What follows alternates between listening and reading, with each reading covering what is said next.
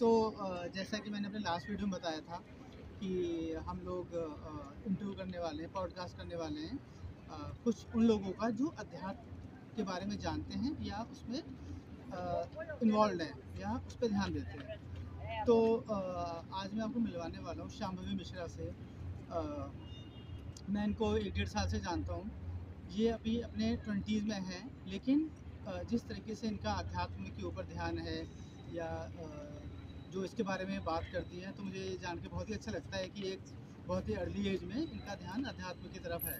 तो हाय शांभवी, कैसे हो आप? तो सबसे पहला क्वेश्चन है आप शांभवी आपसे, आपका नाम बहुत इंटरेस्टिंग है, शांभवी, जो कि इसमें शिव भगवान साफ साफ नज़र आते हैं। तो थोड़ा सा अपने बारे में बताओ आप, और आप बताओ आपके नाम का मतलब क्या है?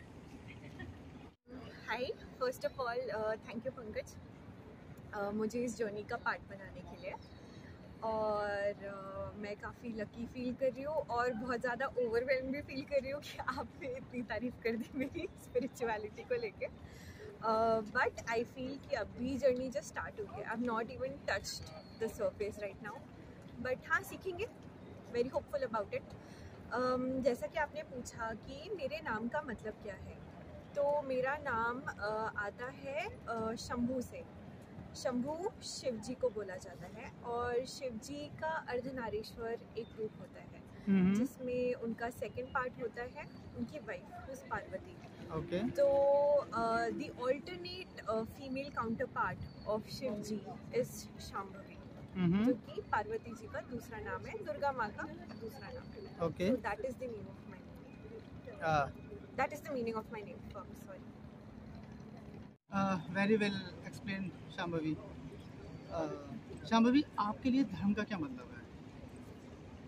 फॉर एग्जांपल, जब हम बात करते हैं धर्म की, तो लोगों के पास मल्टीपल वर्जन्स होते हैं धर्म के। तो आपके लिए धर्म क्या है? धर्म मेरे लिए मैं दो तरह से कैटेगराइज करती हूँ।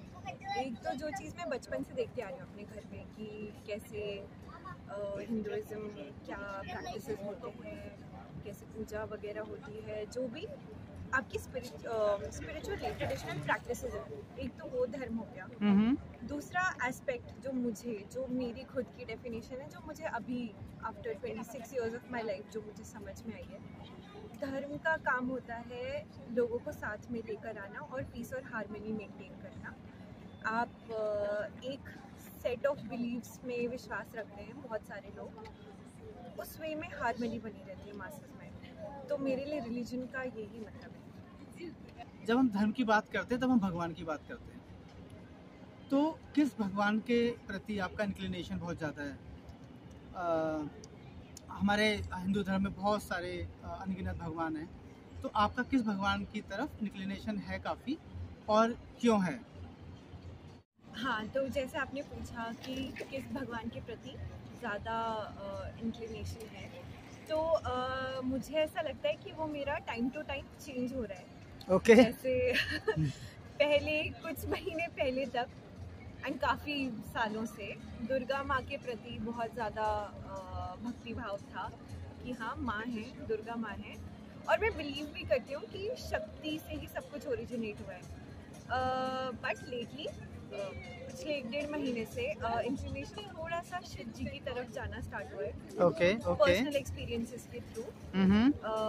जैसे अभी रिसेंटली एक रुद्राभिषेक किया था मैंने, तो मुझे रुद्राभिषेक के पहले ऐसा लग रहा था कि मेरी तबीयत बहुत ज़्यादा ख़राब है, मेरे अंदर बिल्कुल हिम्मत नहीं है, मैं ये नहीं कर सकती। बट एक बार जब स्टार्ट हुआ तो 5-10 मिनट बाद ही बहुत ज़्यादा एनर्जाइज, बहुत ज़्यादा अच्छा फील करना स्टार्ट किया।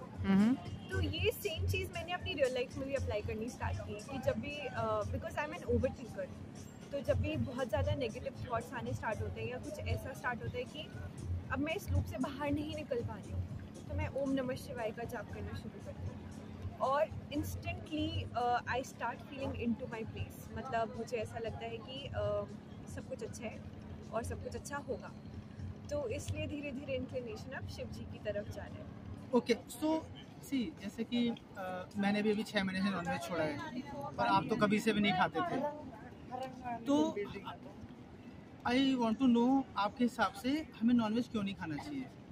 क्योंकि पूरी दुनिया खाती है, सब कहते हैं कि इसमें प्रोटीन है, इसके बिना काम नहीं चल सकता, या हम नॉन वेज नहीं खाएंगे तो धरती का बैलेंस बिगड़ जाएगा, ये एनिमल्स कहाँ जाएंगे जिनको हम खा रहे हैं, या ये मुर्गे कहाँ जाएंगे, बकरे कहाँ जाएंगे जिनको हम खा लेते हैं लेकिन नहीं खाएंगे तो बैलेंस ख़राब हो जाएगा धरती का। तो इसके बारे में आपका क्या मानना है? तो मुझे ऐसा लगता है कि मैं काफ़ी लकी रही हूँ इस डायमेंशन में कि मेरी फैमिली में कभी भी मैंने बचपन से आज तक नहीं देखा कि कोई नॉनवेज खा रहा है। इनफैक्ट हमारे यहाँ अंडा भी नहीं आता। तो I feel blessed and very lucky कि वो चीज़ बचपन से ही है अंदर।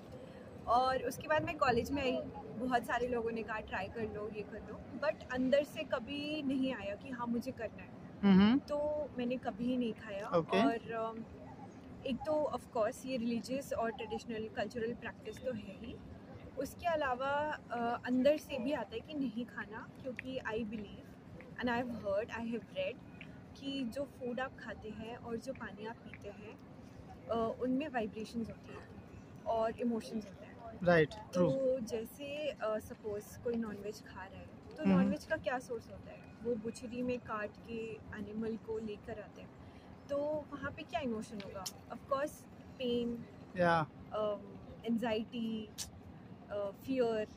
तो ये सारे जितने भी इमोशंस हैं आप कंज्यूम करेंगे वो चीज़ तो आपके अंदर भी आ जाएंगे।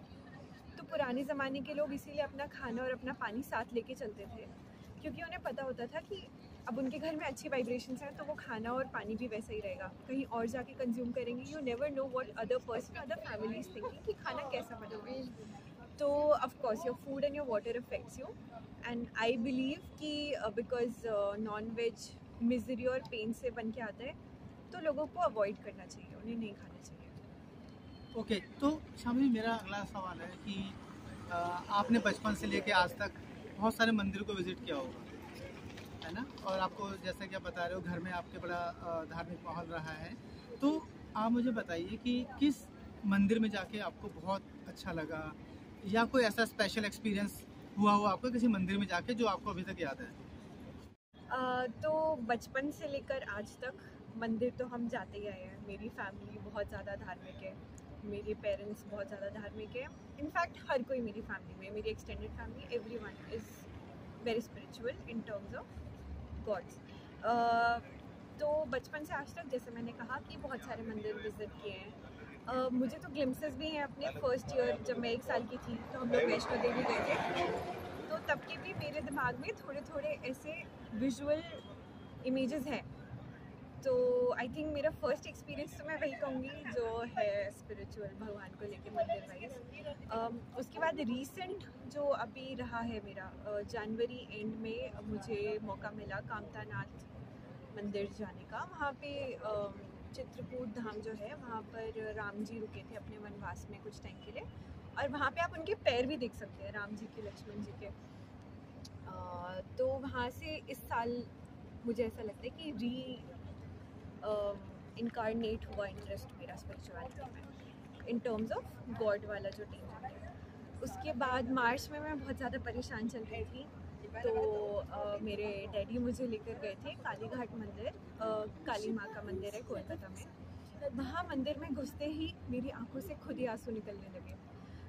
उसके बाद मुझे ऐसा लगा कि हाँ, पावर तो है और बहुत बड़ी पावर है, इट्स सुपर पावर। जो इतने सारे लोग बिलीव करते हैं, जो लोग इतनी सारी चीज़ें एक्सपीरियंस करते हैं, वो कहीं ना कहीं कुछ ना कुछ तो चल ही रहा है। तो उसके बाद इंटरेस्ट और ज़्यादा जाग गया कि ऐसा हुआ कि हाँ जानना है, इस चीज़ के बारे में जानना है। तो तब से वो जर्नी और ज़्यादा डिटेल्ड हो गई।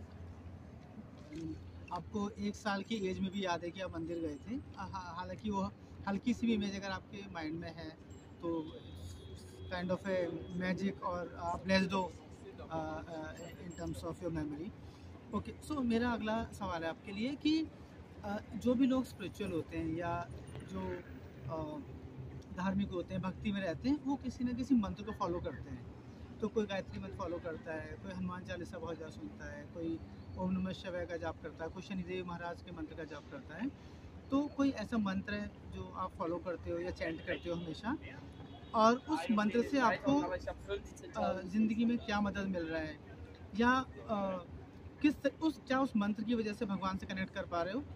अगर कोई आपका कुछ ऐसा एक्सपीरियंस है या आप ऐसा कोई मंत्र है आपके पास तो आप प्लीज़ बताओ। तो जैसे कि मैंने आपको बताया कि शिव जी की तरफ इंक्लिनेशन बढ़ गया, तो ओम नमः शिवाय ये मंत्र है जो मुझे लगता है मुझे काफ़ी ज़्यादा ताकत देता है। और जब भी मैं वो जाप करती हूँ तो मुझे इंस्टेंटली चीज़ें बहुत ज़्यादा अच्छी लगने लगती हैं अपने सराउंडिंग में। तो मुझे लगता है काफ़ी पावरफुल मंत्र है। मतलब हमें लगता है कि बहुत छोटा है, हमें बहुत इंट्रिकेट या फिर बहुत डिफ़िकल्ट मंत्र बोलने चाहिए अच्छी चीज़ों के लिए, बट ऐसा नहीं है। आप एक सिंपल सा मंत्र बोल के भी काफ़ी कुछ अचीव कर सकते हैं अपने लिए। तो अध्यात्म एक जर्नी है, अध्यात्म का कोई एंड नहीं है, क्योंकि एंड पाने के लिए आपको शायद सारा पारिवारिक जीवन छोड़ के आपको उसी में पूरी तरह से डिवोट होना पड़ता है, तभी शायद आप उस लेवल पे पहुंच पाते हो।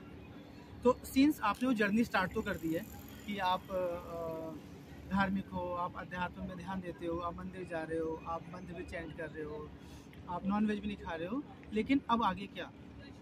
जैसे कि आपने बोला कि अभी तो ये शुरुआत है, तो मैं ये जानना चाहूँगा कि अब आगे क्या? मतलब क्या आप किसी को अपना गुरु बनाना चाहोगे, या किसी एक पर्टिकुलर मंदिर में जाके कुछ दीक्षा लेना चाहोगे, या आपको लगता है कि इतना ही ज्ञान काफ़ी है, या मैं सिर्फ यूट्यूब देख के या लोगों से बात करके ही सीख सकती हूँ? तो what's next in terms of your spirituality journey? तो हाँ, जैसे कि आपने भी अभी पॉइंट आउट किया कि मैंने अभी सिर्फ स्टार्ट ही की है जर्नी। बहुत सारी चेंजेस मुझे अपने लेवल पे करने हैं इन terms of food, in terms of habits, कि मैं बिलीव करती हूँ, और क्योंकि मैं पढ़ा भी ये चीज़ कि आपका जो एनर्जी लेवल होती है, आपकी जो हाईएस्ट वाइब्रेशनल एनर्जी लेवल होती है, that depends a lot on your environment and the kind of food you are having. आप कौन सा कंटेंट कंज्यूम कर रहे हो, आप कैसे लोगों के साथ हो। तो क्योंकि अभी जर्नी स्टार्ट हुई है, तो धीरे धीरे समझ आ रहा है कि उस जर्नी में क्या चीज़ बाधा बन सकती है और क्या चीज़ उस जर्नी को और एलिवेट कर सकती है। तो धीरे धीरे वो चेंजेस लाने की कोशिश कर रही हूँ। तो I think this is one of the ways जिसके थ्रू स्पिरिचुअल जर्नी और बेटर हो सकती है। फिर उसके अलावा टॉप लेवल होता है जो मेरे हिसाब से स्पिरिचुअल जर्नी का, that is self actualisation, where you get to know कि what is the true purpose of your being on this earth, कि आप यहाँ पे क्यों आए हो। तो उस लेवल पर पहुँचना है मुझे, कि मुझे एक्चुअल में जानना है कि मेरा पर्पस क्या है यहाँ पर, जो कि generally I think overall the idea is to make everyone happy around you, to make this world a better place. But अभी आई फील क्योंकि इट्स जस्ट अ स्टार्ट, तो चीज़ें थोड़ी सेल्फिश टेंजेंट पे है कि अच्छा स्पिरिचुअल जर्नी के थ्रू मैं ये अचीव कर लूँगी, मैं ये अचीव कर लूँगी। जब मैं सेल्फलेसनेस पे पहुंच जाऊंगी, then I feel I will be truly a spiritual person. Shambhavi, very well explain. बहुत ही अच्छा लग रहा है आपसे बात करके। जो आपकी एज के लोग हैं वो शायद ये सब बातें बहुत कम करते हैं।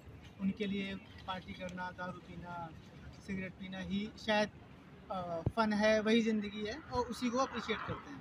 तो आई मस्ट से आपसे बात करके बहुत ही अच्छा लग रहा है, बहुत ही पॉजिटिविटी आ रहा है। जो लोग आपको देखेंगे उन्हें भी शायद कुछ सीखने को मिलेगा for sure. Okay, so spirituality से हट के थोड़ी सी बात करते हैं आपसे। तो सीन्स हम इंडिया से हैं, अभी हम यहाँ पर रहते हैं हमारी जॉब की वजह से, तो आपको दुबई में बहुत अच्छा क्या लगता है? और कोई कंपैरिजन नहीं है, क्योंकि वो हमारी जन्मभूमि है, ये हमारी कर्मभूमि है। तो यहाँ पे आपको क्या चीज़ अच्छी लगती है, और आपको इंडिया में क्या चीज़ अच्छी लगती है? एक एक दो चीज़ें जो भी आप बताना चाहो। तो दुबई में जो चीज़ें मुझे अच्छी लगती हैं, और आई विल से कि डिफरेंस ही है कि इट्स वेरी सेफ, इतना सेफ और इतना free in terms of roaming anywhere at any point of time मैंने इंडिया में कभी फील नहीं किया। तो I feel being a girl it's a privilege, मेरे लिए प्रिविलेज है। And I feel everything is very systematic over here. सब कुछ बहुत ही ऑर्गेनाइज्ड और सिस्टमैटिक है, जो कि आई थिंक इंडिया में भी धीरे धीरे हो रहा है और आई थिंक हो जाएगा कुछ टाइम. इंडिया की जो चीज़ें मैं मिस करती हूँ, of course I miss my family. I miss कि वहाँ पे लोग मिलजुल कर रहते हैं and you never feel alone. Here you sometimes feel alone. I will not say it's a con, but sometimes you do. And but ये भी है कि कभी कभी अलोन रहना इज़ ऑल्सो इम्पॉर्टेंट.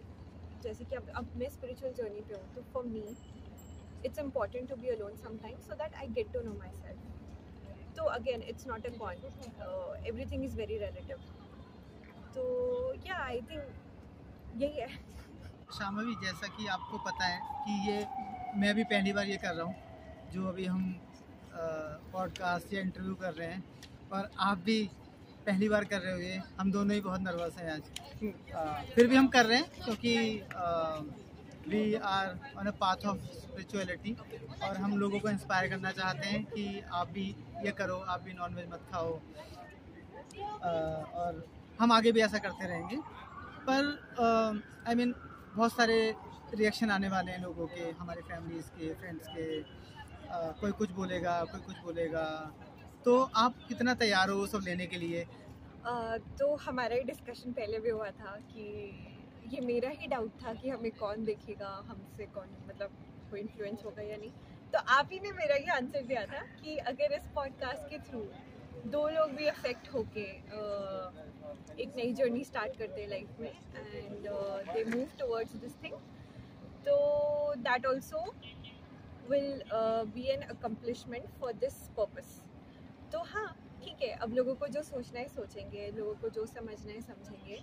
अगर किसी की भी लाइफ चेंज हो रही है इसके थ्रू, तो मुझे लगता है कि what we are doing is good.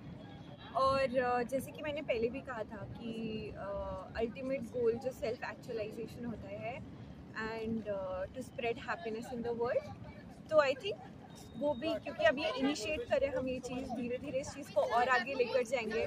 तो आई होप समडे वो चीज़ भी अचीव होगी इस चीज़ के थ्रू, और हम भी अपनी वीडियोस पुरानी देखकर ऐसे बोलेंगे अरे वाह हाँ कभी हमने ये चीज़ स्टार्ट की थी, and we are actually making a difference in lives of people. I have beautiful set of people around me जो सपोर्ट करेंगे इस एंडेवर को, and be it my family, be it my friends. तो हाँ, कुछ some of them will make fun of this, but eventually you'll get to know later on कि हम क्या कर रहे हैं, what we are trying to do. So fingers crossed, सब कुछ बहुत अच्छा होगा. यस, जैसा कि मुझे पता है कि आप बहुत टैलेंटेड हो, आप डांस भी अच्छा करते हो, गाना भी अच्छा गाते हो, ऐसा आपने बताया है. तो इस पॉडकास्ट को एक गाने से ख़त्म करते हैं. तो शायद किसी को हमारा आध्यात्मिक बातें पसंद ना आए, हमारे ये सब ज्ञान की बातें समझ ना आए, पर शायद वो लास्ट का गाना सुन के शायद उनका मूड ठीक हो जाए. तो let's end this podcast with a very good song. What do you से? तो हमें पॉडकास्ट के स्टार्टिंग में भी गाना ऐड करना चाहिए था. मुझे ऐसा लगता है, एंड आई से यस, लेट्स सिंग अलोंग. गाना चाहिए, सबको गाना चाहिए. Music is a form of expression जहाँ पे आप अपने इमोशंस इमोट करते हो, तो एवरीवन शुड सिंग. तो मैं इतनी खास सिंगर नहीं हूँ, but I will try to sing something for you guys. And Pankaj you also join along. ये गाना है द बर्निंग ट्रेन से. एक दिन बिक जाएगा माटी के मोल, जग में रह जाएंगे प्यारे तेरे बोल. एक दिन बिक जाएगा माटी के मोल, जग में रह जाएंगे प्यारे तेरे बोल. दूजे के होठों को देकर अपने की कोई निशानी छोड़ फिर दुनिया से गोल. एक दिन बिक जाएगा माटी के मोल, जग में रह जाएंगे प्यारे तेरे बोल. ला ला ला ला ला ला ला ला ला ला ला ला. Thank you. और सबसे पहले मैं आपको थैंक यू बोलना चाहूँगी। मैंने कभी नहीं सोचा था कि मैं ऐसे बैठ के किसी पॉडकास्ट का पार्ट बनूंगी। ऑल्दो मेरा लॉन्ग टर्म विजन है कि I want to give a TED talk some time in future. I hope God takes me to that level. But thank you so much for making me part of this beautiful journey which you have started, and I wish you all the best and all the luck in the world कि आप ऐसे ही लोगों की life में differences लेकर आए। All the best. Thank you. ये अच्छा गाया श्याम भाई, आपने सही बोल रहे थे यार आप कि आप गा लेते हो। मुझे लगा आप ऐसे बोल रहे हो। Good good, very good. Thank you, thanks for your time. आपने इतना टाइम निकाला, थैंक यू सो मच।